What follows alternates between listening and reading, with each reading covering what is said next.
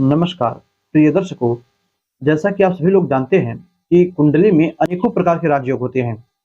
पंच महापुरुष राजयोग, नीच भंग राजयोग और बुधादित्य जैसे राजयोग, गजकेसरी राजयोग।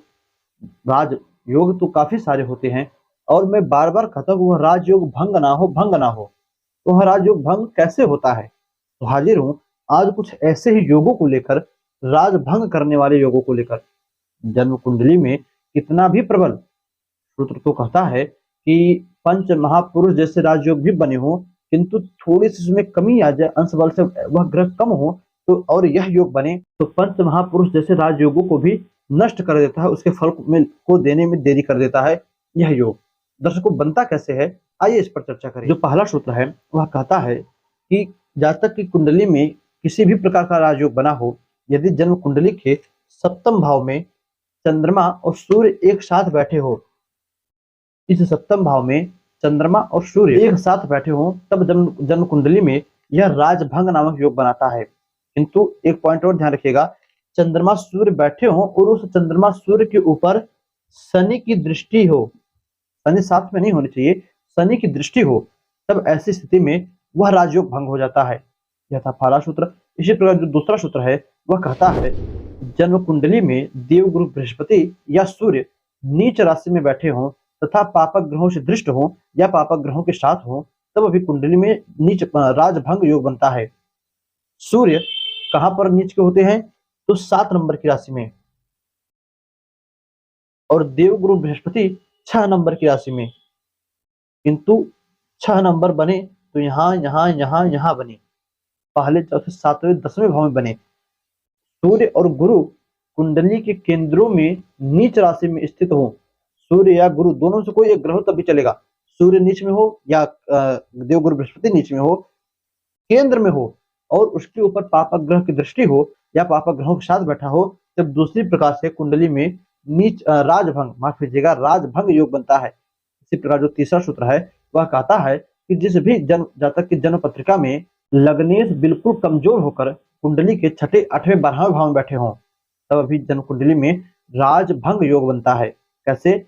जो लग्न का स्वामी हो, मान लीजिए यहाँ पर हमने कालपुरुष कुंडली के अनुसार 1 नंबर लिखा, तो स्वामी हो गए मंगल।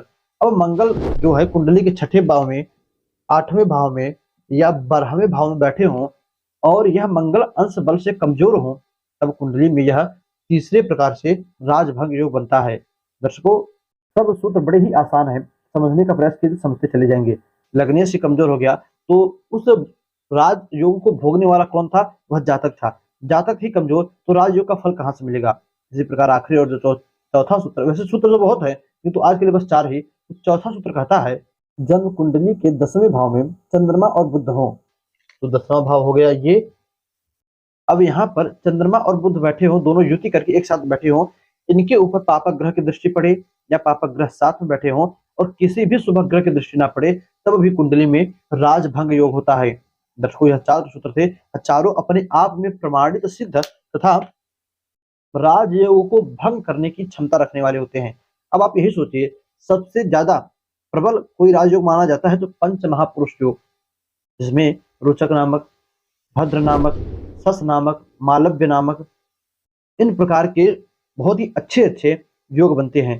अब जन्म कुंडली में यही पंच महापुरुष में से कोई एक योग बना हो, रोचक मंगल से, बुध से भद्र नामक, गुरु से हंस नामक, शुक्र से मालव्य नामक, शनि से सस नामक, इनमें से कोई भी एक योग बना हो और वहीं पर ये भी एक सूत्र घटित हो जाए, दोनों में जो प्रबल होगा, ये प्रबल होगा तो यह उस राजयोग को भंग कर देगा, और राजयोग वाला प्रबल हुआ तो आपको जो है फल तो देगा किंतु थोड़ा बहुत देगा, अपने पूर्ण अनुसार पूर्ण उसका जो फल था वो नहीं मिल पाएगा आपको इस योग के कारण।